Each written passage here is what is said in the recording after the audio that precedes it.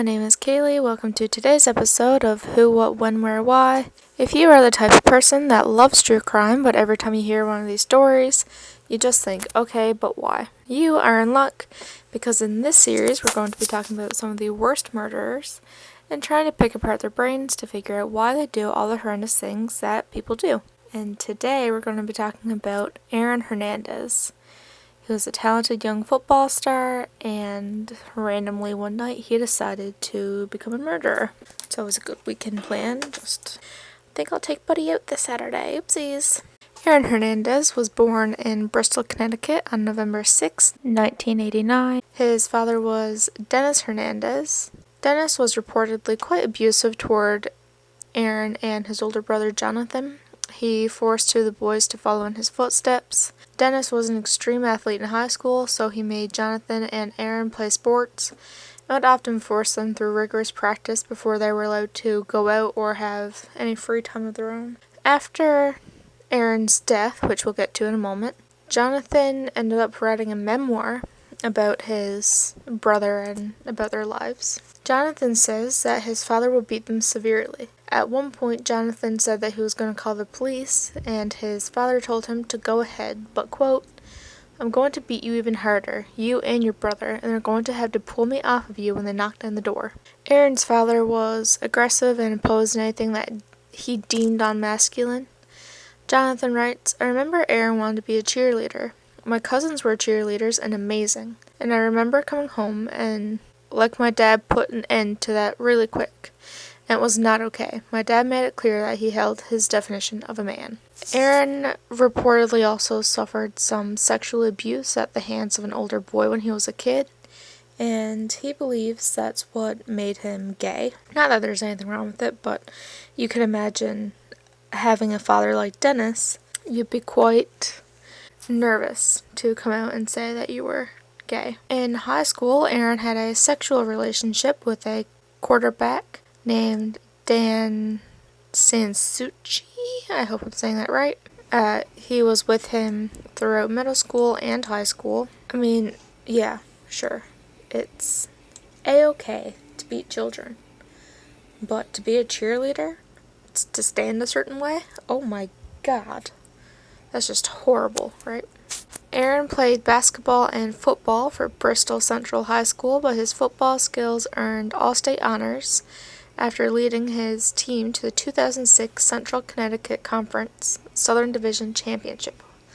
That's a mouthful. In Aaron's senior year of high school, his father ended up passing away due to complications after a hernia surgery. Apparently it got infected or something, and he kind of just passed. It was at the University of Florida that Aaron became a tight end on his football team. By this time, he was 6'2" and about 245 pounds, which made him really good at what he did, but he was also supposedly a talented receiver. Now, just a disclaimer for all of this before we get further into the story. I can explain the psychology, the neuropsychology, the brain parts, all of this, but I will always sound like an idiot when I'm talking about football because Lord knows I don't have a sweet clue what I'm talking about. Among 3 collegiate seasons, Aaron achieved 111 catches, which was a record among school tight ends, which earned him the national championship. Despite his clear athletic talent, NFL teams were hesitant to draft Aaron because drugs were found in his system and a few drug tests, which is fair enough. Some teams were also worried about his potential affiliations with gangs back in Bristol. I couldn't find whether or not he was involved in gangs in Bristol or not, but I don't think it's fair to judge him or draft him or not draft him depending on where he's from. If he's good, he's good. If he isn't, he isn't. That's all. However, in 2013, the New England Patriots selected Aaron as the 113th pick, and he was awarded a 5-year contract worth $40 million.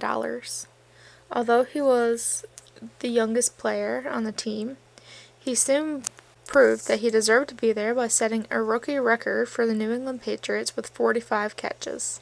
They talk a lot about catches. I don't really know what that means. I can't picture it. Is he literally just catching a ball? I don't know.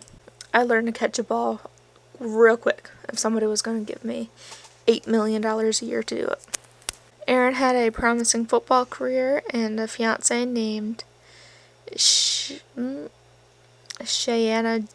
Jenkins. Shayanna Jenkins. I hope I'm saying her first name right. They also had a baby girl named Aviel, however her name is pronounced. It's pretty either way. She was born in 2012. He had a mansion in Attleboro, Massachusetts. But on June 17th, 2013, his entire life went down the drain because he was angry, I guess, angry and jealous. And he killed Odin Lloyd, who was also only 27 years old at the time of his death. Now, I guess he thought he was in a Shakespearean play or the Mafia or something, because he killed Odin Lloyd because Odin was apparently talking to his enemies at a nightclub in Boston. Now, what type of Shakespearean nonsense is he was conversing with my enemies, he must be slayed, and just shoot him? That doesn't make any logical sense, and I know he had CTE, and we'll get into that too in a minute, but still, they're paying you, well, it's a $40 million contract over 5 years. That's $8 million a year. For that amount of money, you shut up and let whoever talk to whoever they want to talk to. Doesn't matter. Does not matter. Odin was also dating Shania Jenkins, which was Cheyenne's sister. I really hope I'm pronouncing these names. Because Odin was talking to Aaron's enemies, Aaron and 2 of his friends drove with Odin for a bit before shooting him several times at 3:30 a.m.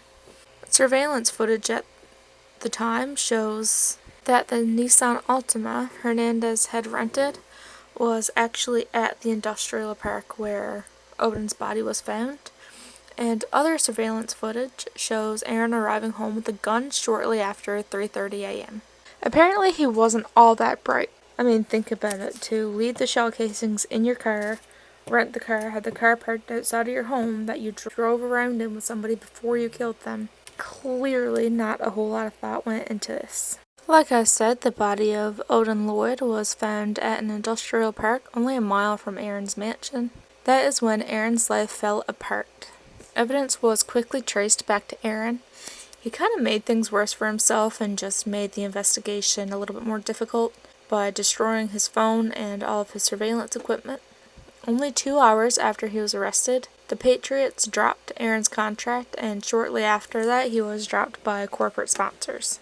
He was charged with first-degree murder and 5 firearm violations. After he was charged with murder, a man in Florida accused Aaron of discharging a weapon that caused him to lose an eye, and he was also being investigated for a 2012 drive-by shooting in Boston. In May of 2014, he was finally convicted of the drive-by shooting that took the lives of Daniel Abreu and Safira Furtado. I don't know if I'm pronouncing those names right either, but I hope so. Police say that Aaron followed these men as they left a nightclub in Boston and shot them as they pulled up to a red light, because apparently Daniel had bumped into Aaron, causing him to spill a drink.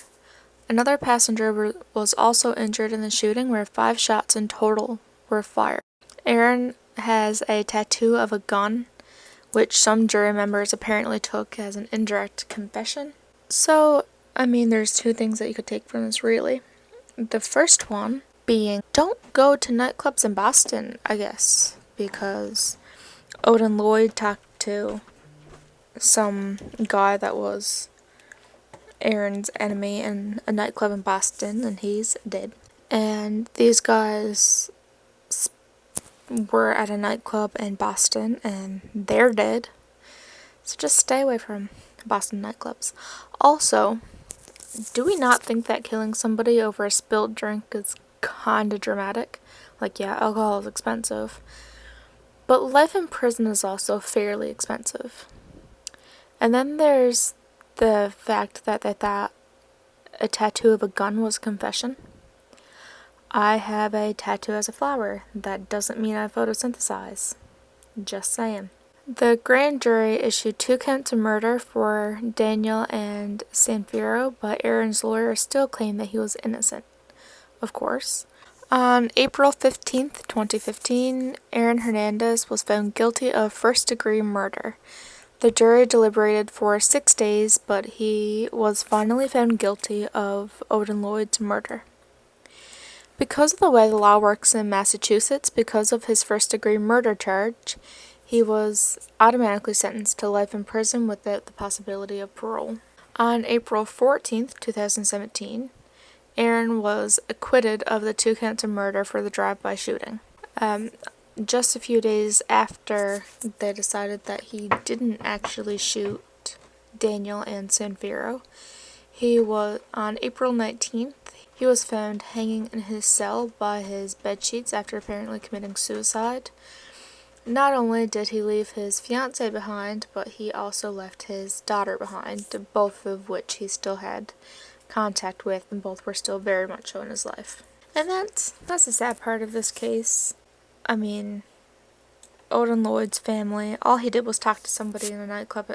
That isn't a reason to be murdered. And, I mean, I guess we can feel bad for Aaron because of what he was suffering from. But all in all, it was his decision to go find Buddy and shoot him. His death was one that took a little bit of investigation from officers, because not only did he commit suicide, but he also had written John 3:13 on his forehead. John 3:16 is referencing a Bible verse that's been engraved in all of our brains at Sunday school. It's, "For God so loved the world that he gave his one and only Son, that whoever believes in him shall not perish but have eternal life." You know, that's a quote when Jehovah's Witness shows up at your door and they're like, "That's pretty cool, right? That's pretty cool." Yeah, we've all heard it. In September of 2017, so just 5 months after his suicide, the media released that Aaron was suffering from a severe disorder called chronic traumatic encephalopathy. That's a hard one. So from now on, we'll call it CTE.